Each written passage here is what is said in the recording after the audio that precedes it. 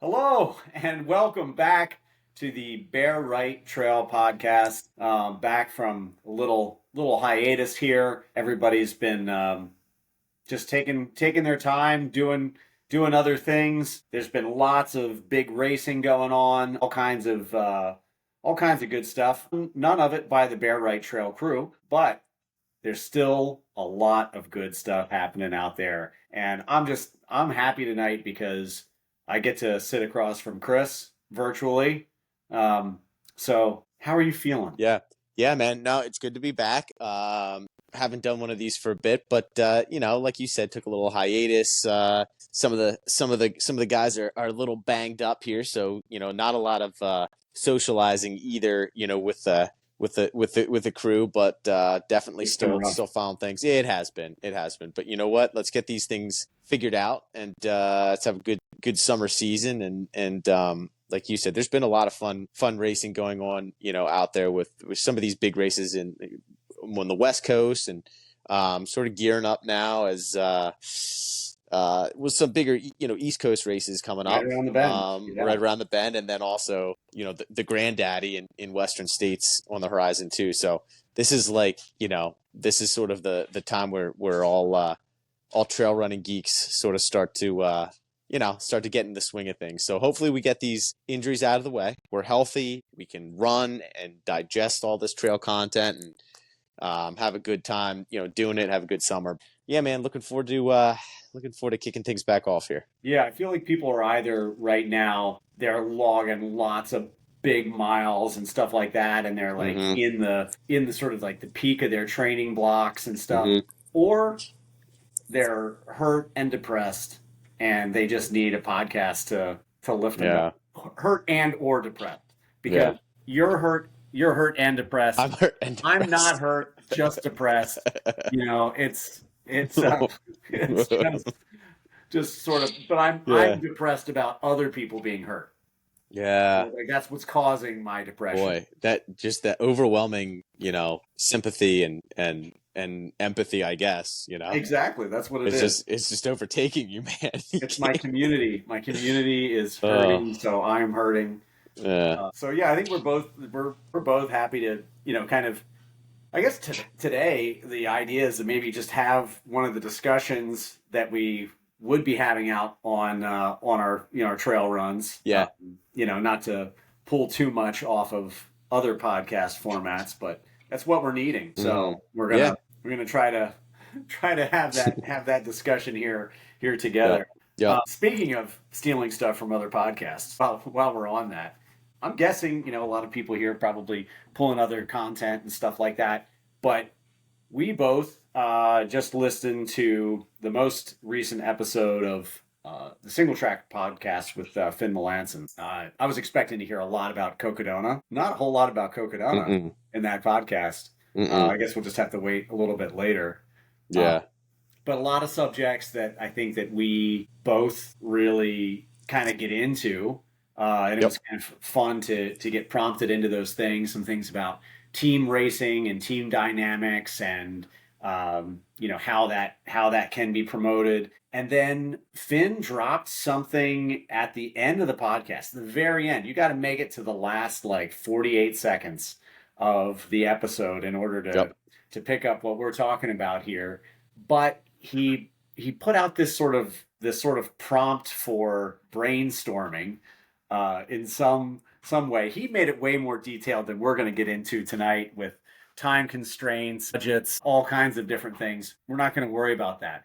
But just to frame it for everybody here, and what we're going to start talking about tonight was that how do you promote a region of trail running, racing, culture, and influence to rival that sort of power that's going to the American Mountain West, Pacific Northwest, the desert regions where all the big racing is going with Aravaipa, Hoka, Western States, um, all the stuff out in like in the Rockies, in Moab, in Salt Lake, those regions where all the media is seemingly focused, and then you have this classic trail running on the Beast Coast that gets like this talk shine, like, oh, Mm. Beast Coast, Hmm. yay, sort of thing. But there's no one's putting together, the big training camps. No one's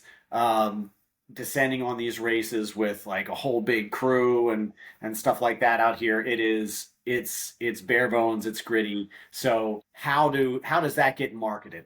How does that get Yeah. promoted?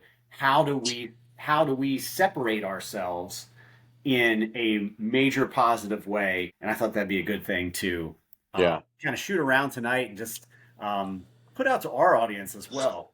Oh yeah. Listen, man, we it's a great talking point, honestly. Um, and it's something that I think in some capacity we've talked about, before on the podcast Yeah. and uh, just amongst ourselves and at races. And I know one of Finn's,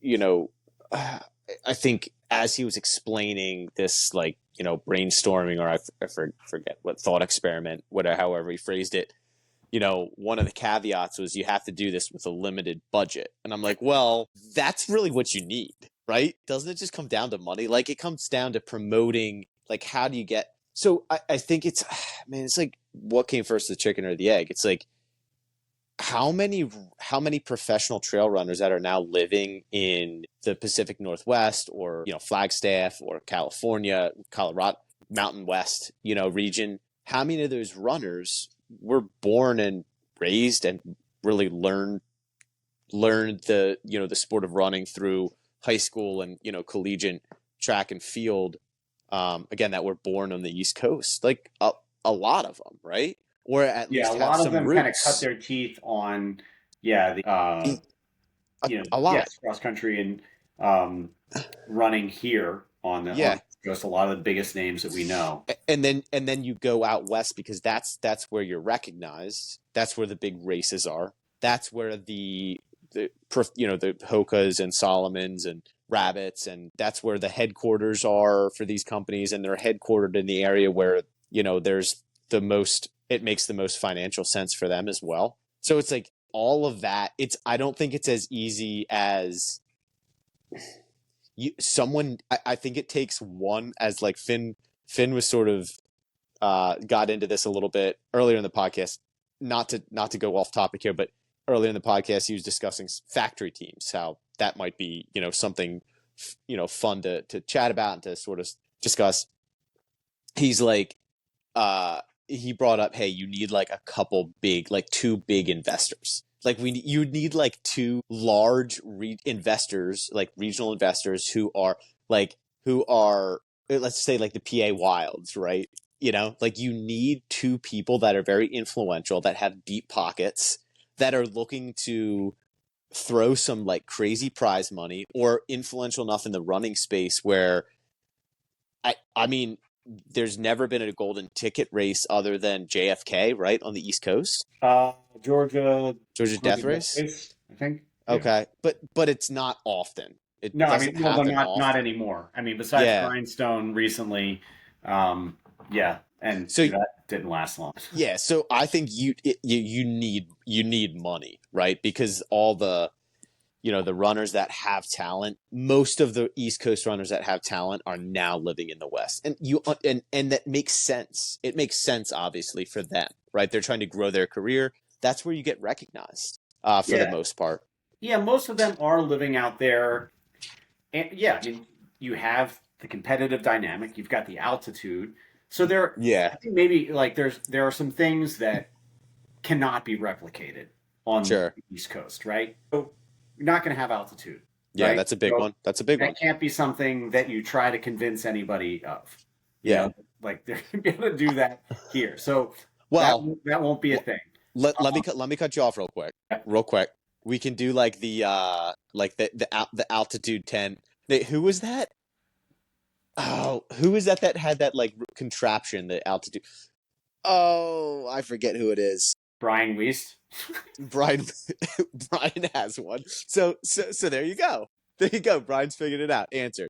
Well, here's the Um, thing. Look, so yeah, there are things for that, but yeah. for someone who wants to live and train at altitude, that's not going to be the thing. So you just move away Yeah, from it. It's feasibly. not going to be the selling point, No, right? right. Yeah. Um, so the place that I keep going with this Hmm. is with the density of the population and the trail access through public transportation. That's what I think, Okay. if we were trying to get brands looking at the East Coast, is like, hey, let's invest in these races. Let's invest in creating events around the New York metro area, around the Philadelphia area, around Boston, like um and or Atlanta, in these areas. Let's focus on the fact that you can take the train to the trailhead. This Mm. is I have a race concept I've been working on just sort of like in my head Hmm. for quite some time, and that's a big part of it is that, Okay. hey, hop on the train, Yeah. get to the trailhead, and you don't have to have a car. Yeah. All you need is a pair of shoes and a couple of Yeah. bucks. Okay. Right? It is, and I think that's something that could separate. It could be more democratic. It could be more of a highly accessible sport, and you could say, hey, look, it's accessible here, Okay. right? That It's makes sense. accessible here. Anybody can do it. Anybody can run in Wissahickon from Yeah. Philadelphia. Anyone can. I mean, you could take the bus to Valley Forge, Hmm. from downtown Philadelphia. You can do these things and get to these places more easily on the East Coast because Hmm. we have that structure that the West Coast does not have. Yeah. Um, And then you would from that you would attract sort of brands to sponsor these races, or like is that where you're going with it, or like how would well, because I'm you'd not st- sure that. Yeah, I'm not sure that you get the idea is like, hey, because like I don't know, like let's say it's a Hoka event Mhm. in in the New York metro area. Like who of their athletes do they want to get in front of the most people, right? The New York metro Right. area is like the most people. So it's like, you know what? I we want Jim to go there. You know, Oh, okay. Yeah. Yeah. Right. Right. it's Okay. like So I see what you're saying. the North Face say they Yeah. decide to do it again. It's like we want Yeah. Katie there, we want Zach Yeah. there, we want all Yeah. the we want our people to come here, and that brings the focus there. It's just Yeah. I think it's convincing these brands that the market and the Yeah. attention is Yeah. here. There are enough people to So like it's a completely so I think that makes sense. And by the way, I was thinking of Arlen Glick with the altitude 10 in the one room and the tube that came. Anyway, yeah. um, so so um, so that makes sense. So that's like a little bit of a different sort of business strategy or marketing strategy or plan. Where West Coast, it's like these brands follow. It's almost like the brands follow where the runners are. On the East Coast, the brands sort of have to follow where they're getting the most attention, but possibly, They're following the and elite, then right? They're following the they're elites. following the elites, and then they're like, hey, we want these elites at these races to attract the masses because we know that the demographic says, hey, just the power of numbers, more people, it's accessible. These races are more accessible to more people, so you're going to get more marketing, more eyes on your brand. That makes sense. Yeah, Yeah, and that also, I that makes mean, sense. think about it from a travel perspective, right? Like if you have, racers, coming in from all over the world, like you want to Hmm. get people in from Europe and fly in race, Yeah, right? You have it's easier, quicker flights. yep, The structure's there, like the transport's there. It's like you're flying into the airport and the trailhead is 30 minutes away. It's not 4 or 5 hours away from yeah, where you've even flown into, yeah, and I don't know. I think that there are options and opportunities to create something here based on the population because mm, I would venture to guess that if you looked at how many trail runners there are in the Northeast, right? Hmm. As opposed to how many there are in the American Mountain West. I bet you there's more, Oh, there are. right? There's There probably definitely. more trail runners. There's more, uh, shoe buying potential Yeah, here absolutely. and So how, so does the question that was, or at least the like the thought experiment posed by Finn, is that how you grow uh a community? Like I understand, like so is it how you grow the community to get to a point where you are rivaling as far as ability, as far as elites with the Mountain West, or is it just the community as a whole, how you grow the numbers, the people that are invested in these races? yeah, I think that I mean that's the thing that the way that I think about it is, look, hey, like there's the runner base is here, right? Yes. They're here. Yeah. Um and whether or not it's like the elite runners or not, I don't know that it matters Hmm. that much, right? Yeah. It like you bring them in, right? Like bring them to the race, like Yeah. uh, and help to create something because the market's here. Like Hmm. Yeah. it's not just here, but there's plenty of it, right? Yeah. It Like, is. Oh, absolutely.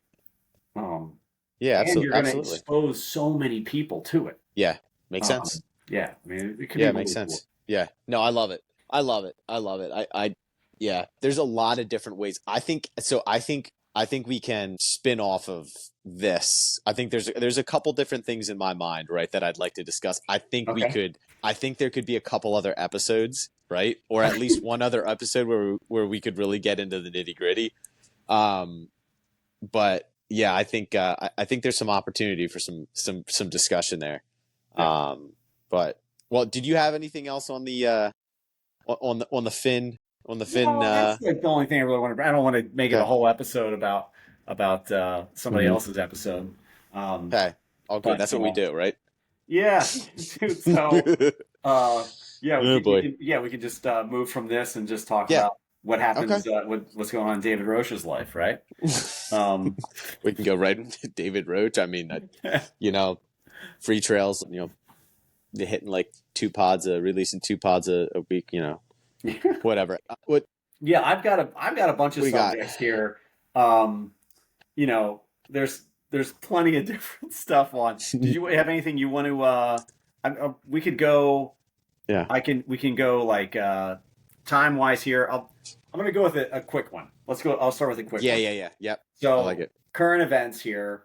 Uh-huh. I think everybody probably knows that Dan Green just Yep. won, not just won, but some time ago won the Cocodona 250. Yep. West Virginia guy has been going for golden tickets for, I want to say, the past like 4 or 5 years now. Really throwing down at Black Canyon, at, I believe, Javelina, right? well, Or before that, I no? think, was the one down in Texas? Rocky Raccoon. No. Anyway, it doesn't matter. Yeah. He's been going after different ones, and then that scorcher at Javelina where he just missed out again, and goes to Cocodona, breaks the course record. I mean, just I think puts on an absolute masterclass. Mm-hmm. And now, thanks in small part to my friend dropping out of Western states, Dan, I believe, was up to 3 Oh yeah, I did hear that on the wait list, on the list. Yeah. which he could be on by now. Yeah. But the question that I have is, what place are you slotting in Dan Green Oh man, at that's so Western tough. States? I need to go through like I've honestly forgotten. I need to pull up. I need to pull up the entrance list. There could be like I'm so excited for this year's race. It's gonna be like I think okay, so it's always top heavy, obviously, but I think this year there are a larger number of runners both in the women's and men's race that could win, right? It's always going to be top heavy. I think you probably always have like 20 runners that could podium or top five. But this year you have like 15 runners that could win on both sides. I mean, it's pretty incredible. Oh, I don't At know least about at 15 least runners podium. who can win on both I don't. sides. What? Should we bring it up? Let's bring it up. Well, we're just talking about Dan Green right now. We'll get into our No, Western no, no. States preview some other time. No. Well, I need to bring this up because I really do need to. I need to give you an educated. You need to back up this. Well, I need to back this up, but I also need to figure out who the heck. I need to jog my memory real quick, to give you a more educated answer here. Like who all's in? Yeah, of where Dan Green would slot in. I mean, it's like incredible though the speed that he has, and clearly he's like. So here's the thing, right? Okay, so maybe not 20, but I'm just gonna go to. I'm not even gonna give. I'm just gonna give you. I'm gonna read a few off, right? Hans Troyer could podium. He could podium, right? Why couldn't? When you're saying podium, are you saying top 3 or are you saying three. top 10? Top three. I mean, Killian, David Rochade, and Hawks, Chris Myers, Jim Walmsley, Dan Jones, Adam Peterman, Seth Ruling, like Caleb Olson, Adrian McDonald. I mean, John Wright. Dude, it's like so stacked. I mean, like Jeff McGavro, Farvard, dude, Vincent Bulliard. Like, all right, maybe not 20, but they're like 15 guys that I think could podium. I just think this podium, yes. 15 guys could podium. Well, that's 15 guys can win. Did I just say 15? Well, what did I say? 20 guys that could podium and 15 guys that could win. Okay, so 15 guys that could podium. So I would put Dan Green in. If he has it, if he has a day, if he's in, if he gets in, he might be in already. For all we know, absolutely, he could podium, right? I mean, absolutely. Yeah. I mean, what do you think? I think I'm being celebrating Dan Green in saying this. Okay. I'm not trying to. Right. You didn't bring it up to say there's. But I think Dan Green is. I think he's going to be back. Here's what I'm going to say. I think he's going to be back at Western States next year with his finish from this year. So a top 10. I see him in the top 10. I would guess the back half of the top 10.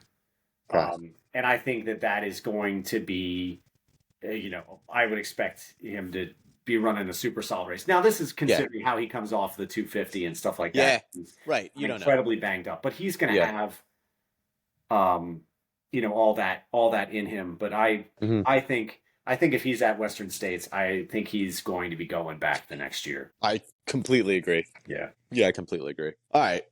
So you got that out of the way. Yeah, that's just my little one here. I like that one. Do you have another one? Because I do have a point here that I'd like to chat about, but it's not quite as lighthearted as yours. Okay. Do you have another? Do you have another more lighthearted ones? Yeah, give me another lighthearted one. Okay, so the other one is, what race should I do this fall? Oh wow. Okay. This is the question. This is the question. I'm between two things.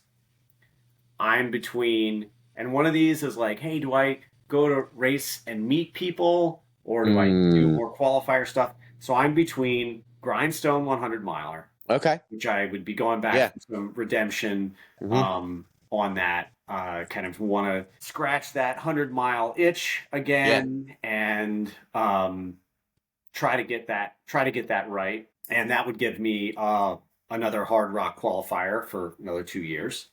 So that's kind of the idea behind that. The other one is around the same time, Hurricane 100K. Go down to West Virginia, meet and race Dan Green, Alex Minor, and Caleb Bowen, all those guys down there, and try to grow the community. Also know that I'm going to be going into an absolute buzzsaw competition. Yeah.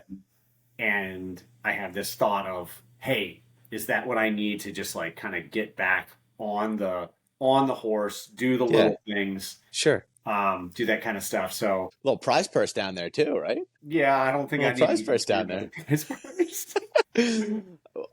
It's yeah. So okay, so Grindstone's in September, right? They're both in September. They're both in September. Early or late? I think Hurricane is early. Okay. I'm not sure about Grindstone yet. I've got to look, but I know they're both in September. Put it this way: they're close enough together. I'm not doing. Well, no. So my question would be, um, would they be too close where you wouldn't do JFK? They're not. Right? No. Okay. I'm doing JFK. You're doing JFK. Okay. Hmm. Boy. I know of both races. Never been to either. I don't know much about either. Yeah, it's a tough one. You got to make a pros and cons list there, man.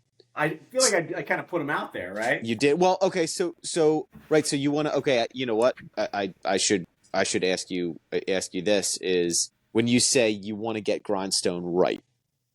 What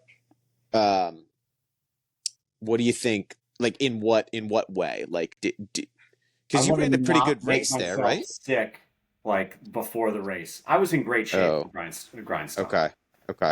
I was in. I mean, I don't want to say I was in winning shape Mm, necessarily, but I was in a lot better shape than okay, what my race ended up being. gotcha. I was well prepared, and I just nutritionally destroyed myself prior Boy, to the. it's a tough one. Yeah, I mean, I couldn't stay out of the bathroom the Mm, day of the race and or during the race. yeah, oof. And course you liked. Atmosphere was great. You know, I can't say that like I'm as big into the UTMB events. I would certainly Mhm, rather support, you know, the town of Hurricane and mhm. trying to put on this race and what they're doing down there. Like um that seems like a better race to Okay. support. And how about like any preferences on like elevation or technicality or I think runability we're or like talking similar similar? area. Yeah. Okay. And it's West Virginia and Virginia. So Man, listen, even though I know I would get my doors blown in, I'm always going to chase the competition. yeah. That's just my 2 cents. I think that's your I think you go with Hurricane, man. And it gives you a little bit of that added incentive that hey, you want to even though like you're going to be racing some really really fast guys, like you still want to see how close you can get, right? Yeah. So it might give you a little bit added incentive to to not skip that workout or Yeah. to you know that's I would say if it was up, if I were in your shoes, I think I'd do Hurricane. Yeah, I mean, the thing is these guys that run these races, Hmm. the West Virginia guys, guys. they Yeah, run 100Ks really hard. yeah, I know. You gotta run really hard. Yeah. Well, I'm not saying you're going to beat them. I'm not saying that you're going to Sam. I'm not saying you're going to be anywhere near them. I'm Yeah, just I know. saying it's added incentive. Yeah, it's just like a No, whole knowing different your thing. competition, it is. Yeah, there's also the question of like, okay, I don't even know whether it might be a Western States qualifier. It doesn't matter. I already got my Hmm. qualifier, so I Yeah, don't. It yeah, doesn't qualify me for anything else. yeah. So I do know that one thing that happens to me in some of these qualifying races, Hmm. right, is that I that's a note that like gets in my head at a certain point. There's like, all right, I just got to get the finish for the qualifying, right? So Yeah, personal goals and stuff like start to they get a little wishy-washy where you start yeah. saying, I got to get this finish and I'm not going to, I can't do anything. I got to like, protect this or whatever. Sure. Okay. And so Grindstone could have that a little bit of that going on with, Yeah. I got to get my Hard Rock qualifier, just get the finish in, which can get you to the finish if you're like Hmm. going to DNF or whatever. But uh, it can kind of allow you to be like, all right, I'll take a little more time here. Start playing some mind games. Yeah, Start like, negotiating with yourself a little bit. yeah, Yeah. Okay. All right. Well, listen, you got a little time. I got a little Got a bit. little Yeah, time to mill it over. I, I think I'm with you. I think I'm leaning towards yeah. Hurricane. Go down there, grow the Bear Right community. Yeah. New Um, spot. New. That's what I do. yeah, That's and what I do. maybe I double it up and do Grindstone as like Oh boy. Well, hey, back up. we'll see. Yeah. So before we get into Mhm. any more of my stuff, All right, so let's come on, let's buddy? let's bring the mood down a little bit here. I want to get your take on this, and we've discussed a little bit, and we've discussed it with the with the crew and on runs, uh, and that's the topic of injuries and being injured, and what that looks like is obviously different for everybody and every runner, and whether you're an elite athlete, whether you're running is your job and your sole source of income, whether you are running mid back of the pack, it doesn't really matter. What does being injured mean? How do you approach not being able to run? Um, and you can really spiral, at least I do, pretty quickly.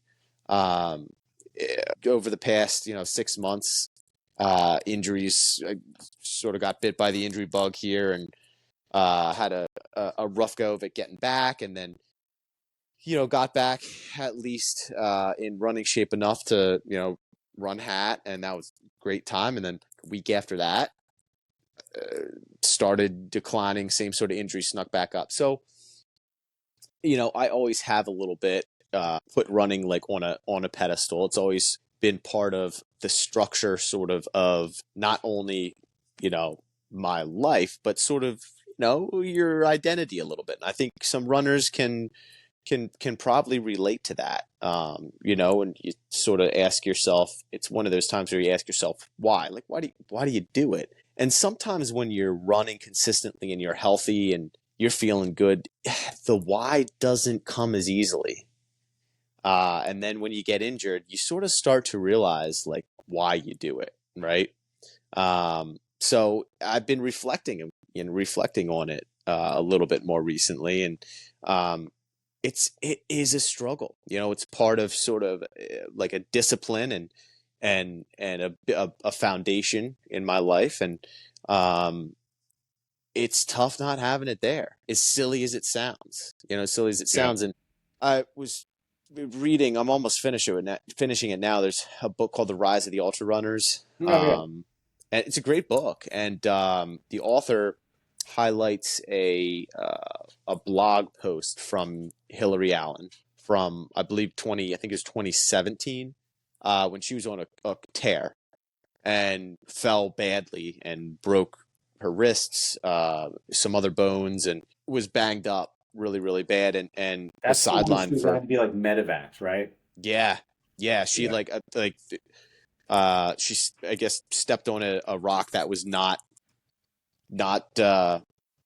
she stepped wrong, and a rock had fallen out under her feet, and she fell. Yeah, she went down. Yeah. Yeah. It was scary, and she was very transparent in the blog post, and essentially, hey, questioning like her self-worth. Like, what am I doing if I don't have running?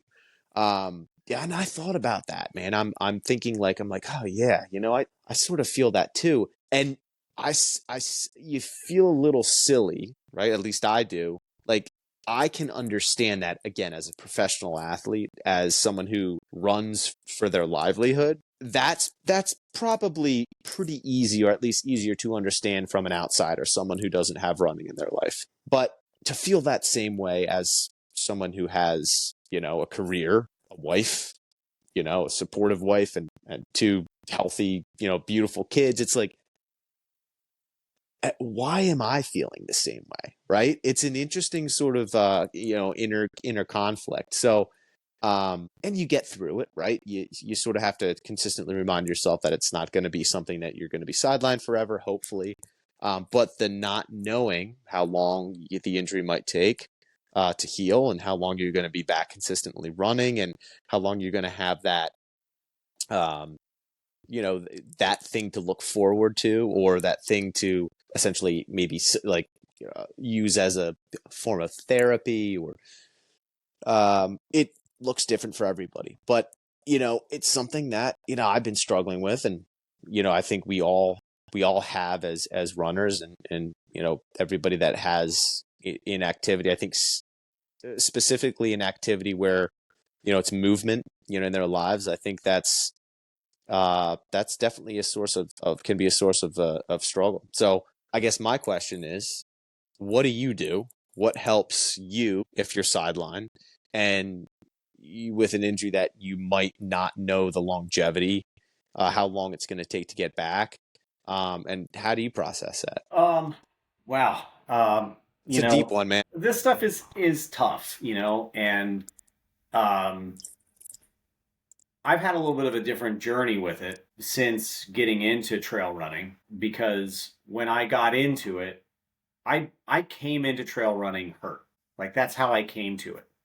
And so when I approached the sport and approached like my goals and got a coach and did all those things, we set my first goals. And my coach was Ryan Miller for several years.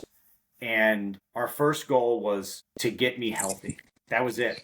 I Oh, didn't wow. have racing goals. I didn't have any goals. It was, what the priorities were being able to like get up off the floor with my kids without like throwing my back out and getting myself healthy so that I could run again. And so my approach to running this whole time basically with like very few hiccups has just been like a real like health first approach to it and really listening to my body, shutting down anytime there's anything, basically.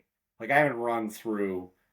I did try like going into Black Canyon a couple of years ago. I like had to try to like work through something, but outside of that, like I haven't tried to run through anything. And uh, so I've been really fortunate, in this past, I would say like 5 years Hmm. of running now, in order to basically not be injured. Hmm. Um, so, but that also kind of stems from some therapy that I had gone through before recently, or around that same time, because I was hearing all this stuff around trail running about like the why, right? What's your why? It's got to be a strong why. Like, why do you do this? What your why, your why, your why? And my therapist at the time was saying, like, why isn't strong? Hmm. Why isn't strong? Like, once it's something that is actionable, then it's a what. And what is strong? And that's where I think maybe part of your conflict is like Mhm. finding that what of what do you do when you don't have your what anymore, Mm, right? yeah. You Yeah. know? And because maybe you don't know exactly why you run, but you know Hmm. that's what you do. Hmm. Um, and uh, so my first thing to go to is like, do you know what you need to do to be healthy? Do Hmm. you know what it is that you need to do? It's like, and at least for me in a lot of these situations, and I don't have your symptoms in your situation, but in most of those, I know what it is that I need to do. But doing that Mm. is difficult because what you want to do is run. Not, but I think we know. Sure. I think we know what we need to do in certain things, Sure. whether it's rest, whether it's PT, whether it's, mobility, whether it's strength, we always know what we should be doing. We Hmm. just don't want to do Yeah. Well, that's it, man. That's it. You're absolutely right. That's a good way to put it. That's a good way to put it. That's a good way to put it. That is a very good way to put it. And it is, I think, the reason that it's difficult to. I think it's easy to negotiate with yourself and talk yourself into starting to run maybe too soon. Is running is sure, you train for competition, check that off, absolutely, love it, right? Does it give you a sense of clarity? Yes, it does. Do I think it makes me a better father? I think, truthfully, I think that. So you want to get back to it because you know how it makes you feel, and you know how, uh, not only for for yourself, but also for others, right? So I think it's a loaded sort of thing. So, but anyway, just food for thought. I wanted to bring it up because I do think it's difficult. It's difficult for I'm talking to other runners. It's difficult, to be sidelined, something that you love to do, and something that I think helps a lot of people, right? Gives you clarity, and but anyway, that's one I wanted to bring up. Do you Yeah. have something else? Well, there's something we can transition into here. All right, let's Um, do it. and so I'm going to ask you, and Uh-huh. maybe you can return the question to me. But so, do you know what it is that you need to do, and what is that? Somewhat. Yes, somewhat. So I'm going through the process to identify what is happening. The the I think the issue is I don't have anything that's structurally um I think I just need to rest. I just need to rest it. Like there's nothing torn, there's nothing broken, right? But it is preventing me from really getting back into running consistently. And maybe that's what it is. Maybe part of it is the consistency of running, of making that um a daily check, right? I think it's part of and I would say this. I'll I love I love racing. Racing is I absolutely love it, right? The competition. I think I love the grind more than that. Like I love the putting in the work and feeling like I'm being productive. Yeah. So it's a part of the foundation of my day, you know?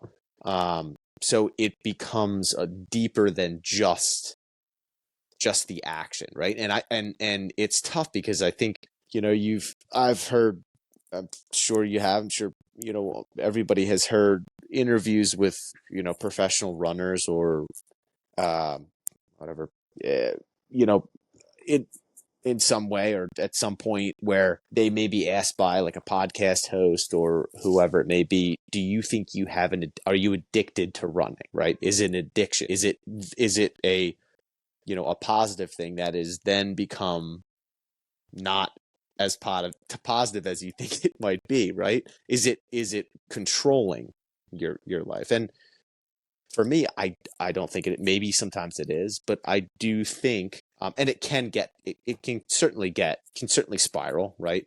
But I do think as it is a like foundation, it's very difficult when you don't have that, right? So to answer your question, I I am I am getting some answers, but it's not straightforward as, hey, you have a broken leg. You put it in a cast and you do X, Y, and Z, right? It's like inflamed this, which is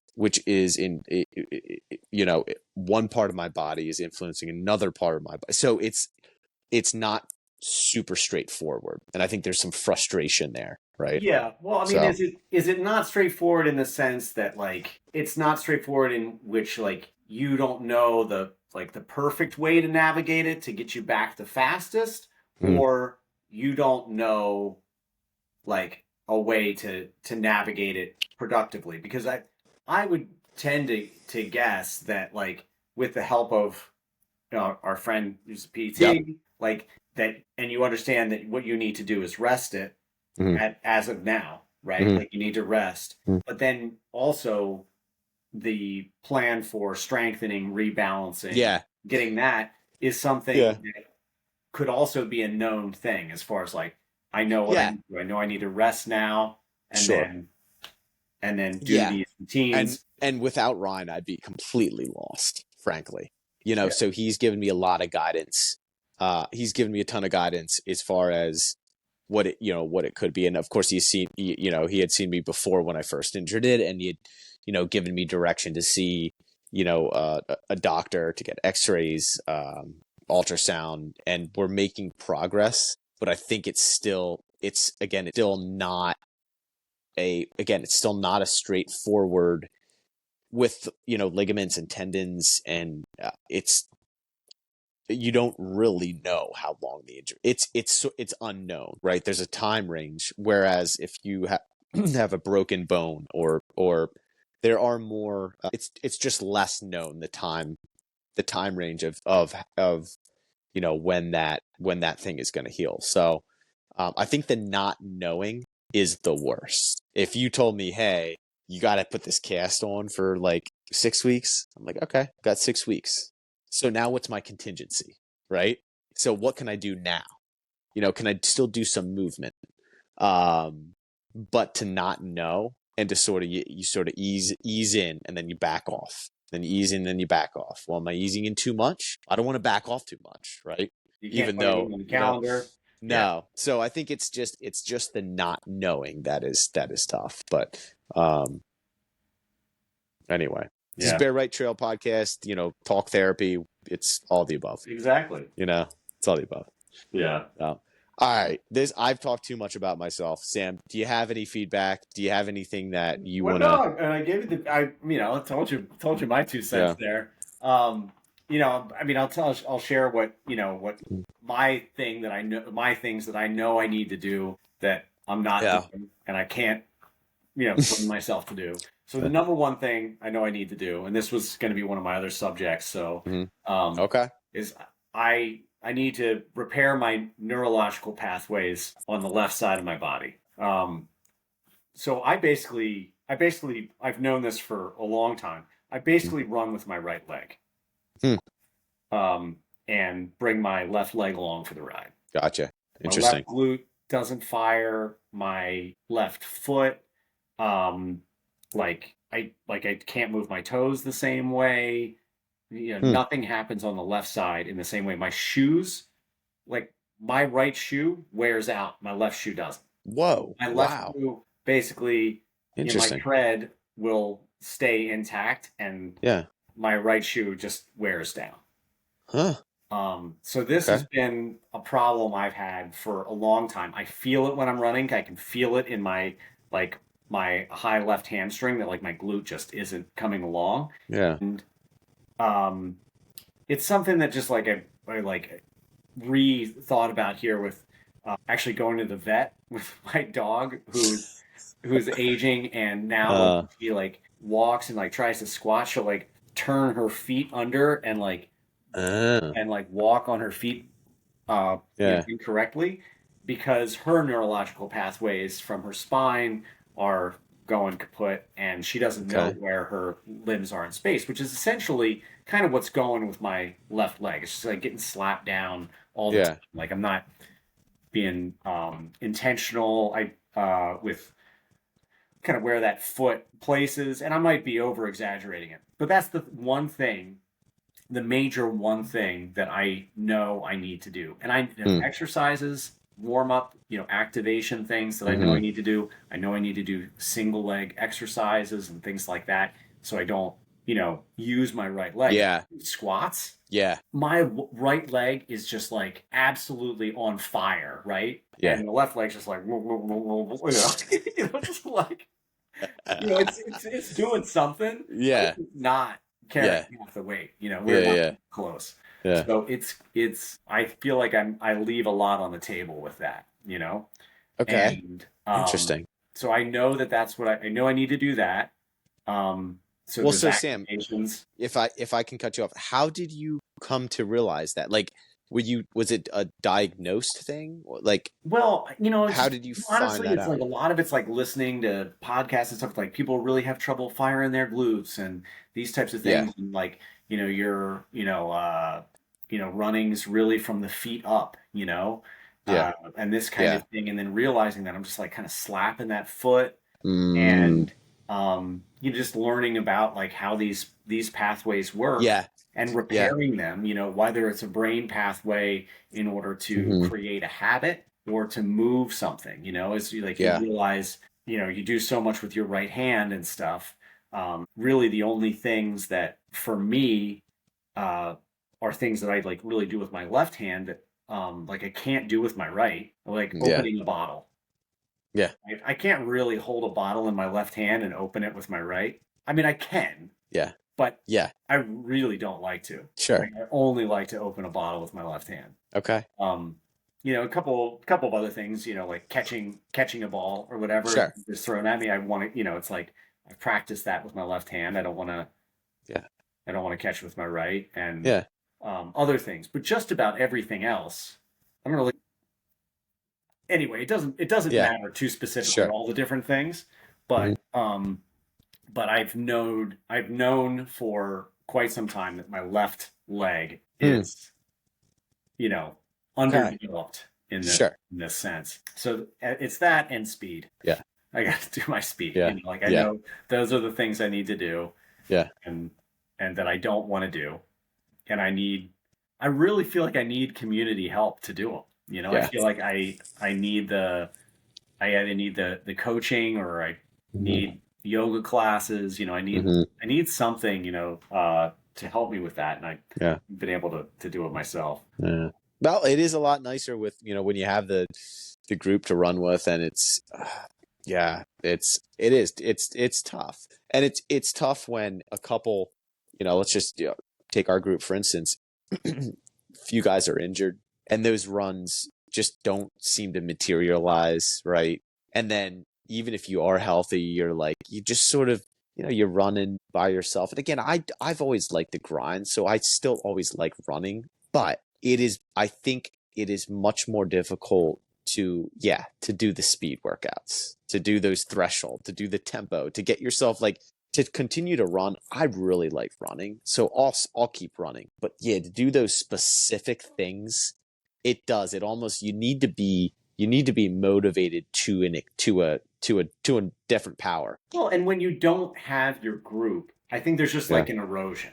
You know what I for mean? sure. Like it starts to erode. It's like one thing to get out on, let's say, 4 runs by yourself a week, and then you have one where you meet up with another person, and then Yeah. one where you meet up with a group. And there's Yep. 6 runs. You did Yep. 4 by yourself, but it's another thing when you're maybe doing, 3, 4, 5 weeks of running by yourself, and you can't get a run with anybody else. Yeah. And maybe you're not, like in my case at this point in time, like not really training for anything. So Yeah. it's like, what the hell? Why Yeah. am I Yeah. going to Yeah. do, Yeah. you know, Yeah. 5? It's the funny Yeah. thing is right now, like I still have Yeah. the Garmin suggestions on my watch or whatever. Oh gosh, I know. Every single day, it tells me to do threshold, tempo, or sprinting because I'm not doing it at all, right? Like, so it's like it never tells me to do a long run or a Yeah. recovery run. It's just Yeah. threshold, tempo, sprint It every day. it knows. It's It like, knows. Come on, buddy. you gonna be threshold today? Like, nope. Nope. Ain't Not so doing easy. not doing that. Well, you know what? You gotta save yourself for the fall. Gotta Yeah. save those legs for the fall.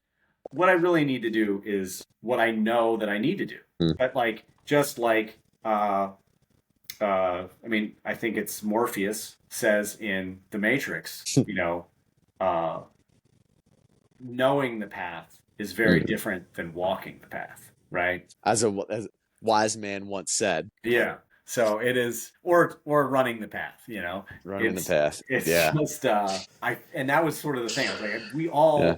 we all know Of course. what it is we need to do. Absolutely. Just don't want to do it. Just doing it, man. Just Yeah. doing. Well, listen, we'll be back there soon, and it's that running summer season is around the corner. Yeah. So, well, do you have any other topics there? I do, but I Mhm. think it's something that I want to get into another time. But I'm Okay. going to throw it. I'm going to throw it out here as Okay. what, because I think Little, this is little something. teaser. Yeah, something Okay. for another time. Okay. That is, you had talked about addiction Mhm. in Yeah. running, right? And I would like to talk about ADHD and trail running, and how big of a thing do we think this is in the trail running community? And I don't mean in like a bad way, but like, Mhm. is there something about this community that draws us in?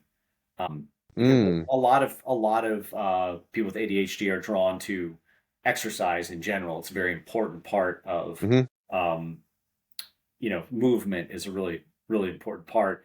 Yeah. But I also think that variation is too. So I Hmm. it's I don't know, something I wanted to get into. Yeah, Go I through a think lot of that that's stuff good. in my household. So Yeah, well, we can package that. It's a nice teaser. There's a few other things that I think are linked pretty closely with that too. So we'll have to get in. We'll have to make that an episode because that could be a real deep one. I don't know. I guess we could. I guess we could make it as deep as as we what? Becoming therapy. Yeah, right. Yeah. What is this becoming? Yeah. Oh boy. Anyway, All right, dude. Yeah, we're both yeah. past bedtime now. I think we are. I think we are. All right. Well, listen, didn't want to make it too much about myself, but I do think it was important because I think there's a lot of people out there that might be feeling, feeling a little bummed, with an injury. It's not just the elites that that have those inner turmoil. Yeah. But Well, just anyway, my thing is to you and all the banged up people out there hmm is uh try to stay positive and focus on what you can do, you know? Like those are the hmm things. yeah, I like it. Try to stay positive, be grateful Hmm. for Yeah, all the running that's behind you already. Be grateful yeah, for all that time yep. and focus on what you Yeah, can do. lean into the positives. Lean into the Yeah. positives. I love it, man. And hey, we got some nice East Coast races coming up. Obviously, Western States, coming up. So looking forward to jumping in and chatting more about those too. Yeah, I'm gonna kick the can around the campfire or whatever. I don't know what it's called. Yeah, All sounds good to right, me. dude. All right, man. All right, so from both of us here, Bear Right Trail Pod. Happy trails, guys.